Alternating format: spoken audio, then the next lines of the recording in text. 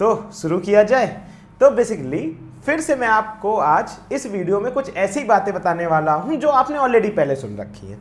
तो अगर आपको लग रहा है कि वापस वही बातें सुनने पे आपका टाइम वेस्ट होगा तो प्लीज़ जाइए, थोड़ा सा पढ़ाई पे ध्यान दीजिए, वीडियो मत देखिए। पर वीडियो उनके लिए बहुत इंपॉर्टेंट है जो इन बातों से वापस दूर चले जा रहे हैं और ध्यान नहीं दे रहे हैं। तो बेसिकली मैं सोचा वापस टाइम आ गया है एक बार आपको वही पुरानी बातें रिवाइंड कराने का या फिर बताने का, समझाने का, याद दिलाने का, जिससे अगर आप दूर जा रहे हो तो वापस उसी ट्रैक पे आ जाओ। तो बेसिकली 60 डेज मास्टर स्ट्रेटजी, ठीक है। तो ये अब ऑलमोस्ट हमारे इतने ही दिन रह गए हैं जो अफेक्टिव आप यूज में लेने वाले हो। बाकी तो आप चाहे 70, 75, 80 आप कैसे भी काउंट कर लो, अफेक्टिव उतने में दिनों में आपके 60 दिन ही होने वाले हैं, ठीक है। तो सवाल उठता है ऐसी क्या बातें हैं जो मुझे आपको दोबारा बतानी पड़ रही हैं या दोबारा याद दिलाने की जरूरत मुझे लगी, ठीक है। तो देखो, बड़ी सबसे पहली चीज जो मुझे आपको याद दिलानी है, कुछ बच्चे मैंने सुना है इस समय केमिस्ट्री के लिए दूसरी बुक्स भी यूज करना चालू कर दे रहे हैं, ठीक है। इसमें भी सोने का सुहागा वो है कि वो बच्चे हैं जो इनऑर्गेनिक के लिए भी दूसरे बुक्स की पिक खींच के मेरे को भेज रहे हैं और बोले सर ये भी पढ़ लें, पीएचडी करनी है तो पढ़ लो, कर लो, पहले पीएचडी कर लो, एमबीबीएस बाद में कर लेना, ठीक है। तो वही चीज तुमको मैं वापस याद दिला रहा हूं कि बड़ी केवल बायोलॉजी के लिए 100% डेडिकेटेड रहो एनसीईआरटी के लिए, 100% डेडिकेटेड रहो एनसीईआरटी के लिए। केमिस्ट्री के लिए भी ऑलमोस्ट मैं 100% ही कहूंगा, बस थोड़ा ये बोलूंगा फिजिकल के लिए क्वेश्चन अगर कहीं से करना चाहो तो कर लो, पर उतना टाइम नहीं कि तुम अब करो। ऐसी ऑर्गेनिक के लिए अगर तुम कोई दूसरी बुक रेफर करना चाहते हो, क्योंकि एनसीईआरटी में वो उस ट्रैक में नहीं दे रखी है, इसमें आपको दी जानी चाहिए, तो रेफर कर सकते हो, पर इसका मतलब नहीं है बिल्कुल डेप्थ में घुस जाओ और बाकी चैप्टर छोड़ दो। तो बेसिकली एनसीईआरटी के लिए भी केमिस्ट्री के लिए भी आप एनसीईआरटी यूज करेंगे केवल, ठीक है। अब आते हैं फिजिक्स, ठीक है। आपके सर की फिजिक्स में भी नॉलेज बहुत अच्छी थी अपने टाइम से, तो हम बता देते हैं, अगर हम केमिस्ट्री ना पढ़ा रहे होते तो हम दूसरा सब्जेक्ट फिजिक्स ही पढ़ा रहे होते। तो फिजिक्स में देखिए, फिजिक्स में कॉन्सेप्ट्स क्लियर होना सबसे जरूरी है, उसके लिए कोई कंपलसरी बुक नहीं है, कॉन्सेप्ट्स क्लियर होना जरूरी है। ऐसा नहीं कि एनसीईआरटी से पढ़ें, आप एनसीईआरटी को एज अ रेफरेंस बुक अच्छी तरीके से यूज कर सकते हैं। पर मैं कहना चाहूँगा कुछ चैप्टर्स के लिए, खासकर 12th के कुछ चैप्टर्स जो मुझे आज भी याद हैं अपने टाइम से, उनके लिए केवल एनसीईआरटी ही पढ़नी है, ठीक है। कौन कौन से वो चैप्टर्स हैं? जैसे आपके सेमीकंडक्टर हो गया, मॉडर्न फिजिक्स हो गया, इनसे आपके डायरेक्ट क्वेश्चन आते हैं। तो इनके लिए मैं आपका हमेशा प्रेफर करूँगा कि आप क्या पढ़ें, केवल एनसीईआरटी ही पढ़ें। तो पहली चीज़ जो मुझे आपको सबसे अच्छी तरीके से याद दिलानी थी वो ये थी, ठीक है। दूसरी चीज़ मुझे जो आपको याद दिलानी है कि अगर आपने अभी भी पीवाईक्यू नहीं कर रहे हो तो समझ जाओ और पीवाईक्यू करना चालू कर दो, ठीक है। आप पीवाईक्यू लगा चुके हो और आप कह रहे हो सर मुझे और क्वेश्चन प्रैक्टिस करने हैं, तो आप सारे चैप्टर पढ़ चुके हो, तो एक काम करो, 100 क्वेश्चन पर चैप्टर करना चालू कर दो पीसीबी में। 100 क्वेश्चन, अगर टाइम नहीं है इसका, ये उन बच्चों के लिए नहीं है जिन्होंने पीवाईक्यू नहीं लगाए हैं, ये उनके लिए है जो पीवाईक्यू भी लगा गए हैं, कॉन्सेप्ट भी क्लियर हो गए हैं, सब कुछ क्लियर है, समेट के बैठे हैं, रिवीजन कर रहे हैं। रिवीजन कर रहे हो तो उसी टाइम पे, जैसे हमारा क्रैश कोर्स चल रहा है, तो जो चैप्टर वहाँ चल रहे हैं उसी टाइम 100 क्वेश्चंस पर चैप्टर लगाना चालू कर दो। और अगर तुमने वो नहीं लगाए हैं तो एक काम करो, तुम्हारे ये 100 क्वेश्चन पर चैप्टर बड़ी अगर यहाँ से भी पूरे हो जाएंगे, अगर तुम अपने लास्ट 10 ईयर के पीवाईक्यू लगा लो। तुम कह रहे हो सर क्यों फालतू में 100 क्वेश्चन दूसरी बुक से लगाएं, बिल्कुल जेन्युइन बात है, मत लगाओ।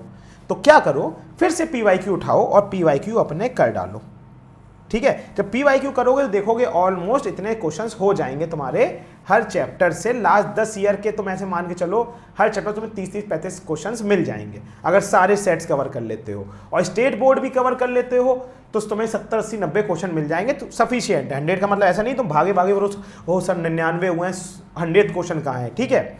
अब अगर आप बायोलॉजी के लिए बात करो तो एमटीजी की फिंगर टिप बेस्ट है। अगर आपने सारे क्वेश्चन लगा लिए हैं तो एमटीजी की फिंगर टिप से एक बार सारे क्वेश्चंस और लगा लो, ठीक है। समझ में आया? दूसरी चीज, तीसरी सबसे इंपॉर्टेंट चीज, मॉक टेस्ट। इसके बिना तो कुछ नहीं है। तो मैं बोलूँगा लास्ट 15 ईयर्स के, या सॉरी क्या निकल रहा है, 15 जो मॉक टेस्ट है मिनिमम आपको अटेम्प्ट करने चाहिए। तो अगर आप गौर करोगे तो जो आपने अनअकैडमी वाला टेस्ट अगर ले रखा है, नहीं ले रखा है, किसी भी कोचिंग का ले रखा हो, कोई फर्क नहीं पड़ता है। अगर अनअकैडमी वाला ले रखा है तो उसमें ऑलमोस्ट अभी 16 टेस्ट बचे हुए हैं, तो वो 16 टेस्ट लगा लो, वो आपके लिए सफिशियंट है। आप अगर किसी और कहीं पे भी टेस्ट दे रहे हो मॉक टेस्ट, तो बड़ी वहाँ पे कम से कम मिनिमम 15 तो दे ही देना, इससे कम देने में कोई फ़ायदा नहीं होगा, ठीक है। और वो देना based on latest exam pattern, वो आपको देना पड़ेगा based on latest exam pattern. अगर उस पर नहीं दे रहे हो आप टेस्ट तो फिर तो प्रॉब्लम आ जाएगी। मतलब कहने का मतलब है, अगर आप मान लो कोई रैंडम पुरानी सीरीज़ के टेस्ट उठा लो और वहाँ से टेस्ट देना चालू कर दोगे तो कोई फ़ायदा नहीं होगा ना। आपको पता होना चाहिए कि नया पैटर्न क्या है, आपका टेम्परामेंट बड़ी वहीं से बनेगा। जैसे आपको 35 क्वेश्चन फिक्स करने हैं, अगले 15 में कितने छोड़ने हैं, इस तरीके से आप करोगे तो आपका एक क्या टेम्परामेंट बन जाएगा कि मुझे कैसे क्वेश्चन छोड़ने हैं और कैसे टाइम मैनेज करना है, ठीक है।